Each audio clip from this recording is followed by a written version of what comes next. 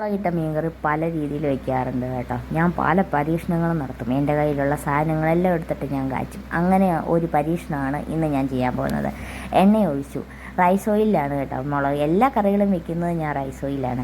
എണ്ണ ഒഴിച്ച് എണ്ണ ചൂടായപ്പോൾ ഞാൻ കുറച്ച് ഉലുവായൊക്കെ ഇട്ട് പൊട്ടിച്ച് കുനുകുനാന്ന് അരിഞ്ഞ് വെച്ച ഉള്ളി ഉണ്ടല്ലോ, അത് നന്നായിട്ടിട്ട് അങ്ങോട്ട് ഈ കളർ വരുന്നവരെ അങ്ങോട്ട് മൂപ്പിച്ചെടുത്തു കേട്ടോ.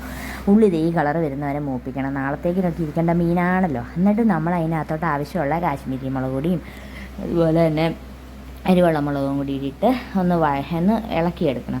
പൊടി കരിഞ്ഞു പോകരുത്, എണ്ണയ്ക്കകത്താണ്. അപ്പോൾ തന്നെ നമ്മൾ കുറച്ച് പുളിവെള്ളം ഒഴിച്ചു കൊടുക്കുന്നുണ്ട്, കാരണം പൊടി കരിഞ്ഞു പോകാതിരിക്കാൻ. പിന്നെ ഞാൻ മുളക് പൊടി ചേർത്ത് എന്താണെന്ന് ചോദിച്ചാൽ അരിവെള്ള മുളക് പൊടിയുടെ അളവിച്ചിട്ട് കുറവായതുകൊണ്ട് ഞാൻ വീണ്ടും ചേർത്തു.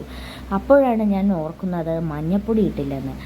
മഞ്ഞൾപ്പൊടി ഇടുന്നതിന് മുമ്പ് തന്നെ ഞാൻ കുറച്ച് ഇഞ്ചിയും വെളുത്തുള്ളിയും അതിനകത്തോട്ട് പച്ചയ്ക്ക് തന്നെ ചേർക്കുന്നുണ്ട് കേട്ടോ. സാധാരണ ചിലവരെല്ലാവരും ചേർക്കുന്നത് വഴറ്റിയാണ്. ഞാൻ ഇന്നത്തെ മീൻകറിയിൽ പച്ചയ്ക്ക് തന്നെയാണ് ഇത് ചേർക്കുന്നത്. എന്നിട്ട് ഈ എണ്ണയ്ക്കകത്തോട്ട് നന്നായിട്ടിട്ട് ഇത് വഴറ്റി കഴിയുമ്പോൾ ഇതിൻ്റെ ഈ ഇഞ്ചിയുടെയും വെളുത്തുള്ളിയുടെയും സത്തെല്ലാം അതിലേക്ക് ഇറങ്ങും, നല്ല ടേസ്റ്റ് വരും. അപ്പോഴാണ് ഞാൻ മുമ്പ് പറഞ്ഞ കാര്യം ഓർക്കുന്നത്, മഞ്ഞൾപ്പൊടി ഇട്ട് കൊടുത്തില്ലെന്ന്. അപ്പോൾ വഴിപാട് പോലെ നമ്മൾ എല്ലാ കറിക്കും മഞ്ഞൾപ്പൊടി ഇട്ട് കൊടുക്കാറുണ്ടല്ലോ. അപ്പോൾ അന്നേരം തന്നെ ഞാൻ കുറച്ച് മഞ്ഞൾപ്പൊടി ഇട്ട് കൊടുത്തു. എന്നിട്ട് മീന് വേണ്ടിയിട്ടുള്ള കുറച്ച് വെള്ളവും കൂടെ ഒക്കെ ഇട്ട് കൊടുത്തു. കുറച്ച് കുടംപുളിയൊക്കെ ഇട്ട് കൊടുത്തിട്ട് നന്നായിട്ടിട്ട് തിളപ്പിക്കുകയാണ്.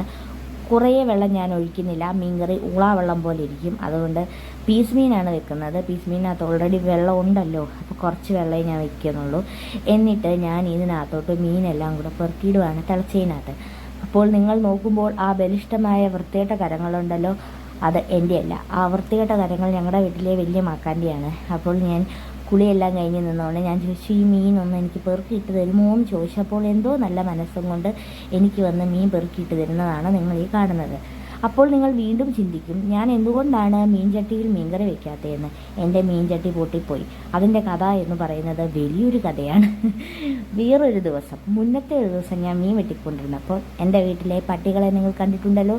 2 പട്ടിയിൽ ഒരു പട്ടിയെ ഞങ്ങളുടെ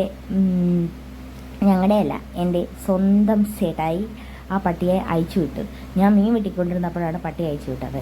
അപ്പോൾ പട്ടി ഓടി വന്ന്, ഞാൻ മീൻ വെട്ടുന്ന ഇങ്ങനെ പറയുമ്പോൾ എന്തോ പോലെ അല്ലേ, പട്ടി ഓടി വന്നപ്പോഴത്തേക്കിന് ഞാനവിടെ മീൻ വെട്ടിക്കൊണ്ടിരിക്കുകയായിരുന്നു. അപ്പോൾ എനിക്ക് എന്നാ ചെയ്യണമെന്ന് അറിയത്തില്ല, ആരുമില്ല സഹായിക്കാൻ. ഈ പട്ടി മീനിൻ്റെ തട്ടിക്കകത്ത് തലയിടുമോ എന്നുള്ളൊരു പേടി വന്നു. അപ്പോൾ എന്നിലെ രാക്ഷസി ഉണർന്നു. ഞാൻ എൻ്റെ കയ്യിലിരുന്ന ചട്ടി എടുത്ത് ഒരു കുത്തി ചട്ടി പൊട്ടിപ്പോയി. ചേട്ടൻ പറഞ്ഞു, ഇനി മീൻ നിനക്ക് മീൻചട്ടി മേടിച്ച് തരത്തില്ല, ഉള്ള പാത്രത്തിൽ കറി വെച്ചാൽ മതിയെന്ന്. അങ്ങനെയാണ് ഞാൻ ഈ പാത്രത്തിൽ കറി വെച്ചത് കേട്ടോ. നമ്മുടെ മീൻകറി തിളച്ചത് എണ്ണയൊക്കെ തെളിഞ്ഞ് റെഡി ആയിട്ട് വരുന്നുണ്ട്. ഒന്നും കൂടെ ഞാൻ ഇത് ഇരുത്തി ഒന്ന് കുറുക്കിയൊക്കെ എടുക്കത്തുള്ളൂ കേട്ടോ. എന്നിട്ട് അവസാനം ഞാൻ കുറച്ച് പച്ചവെളിച്ചെണ്ണയും കറിവേപ്പിലയും ഒക്കെ ഇടും. കറിവേപ്പില ഇല്ലാത്തതുകൊണ്ട് അതിടുന്നില്ല. അപ്പോൾ ഇത്രയേ ഉള്ളൂ. Tata, bye bye.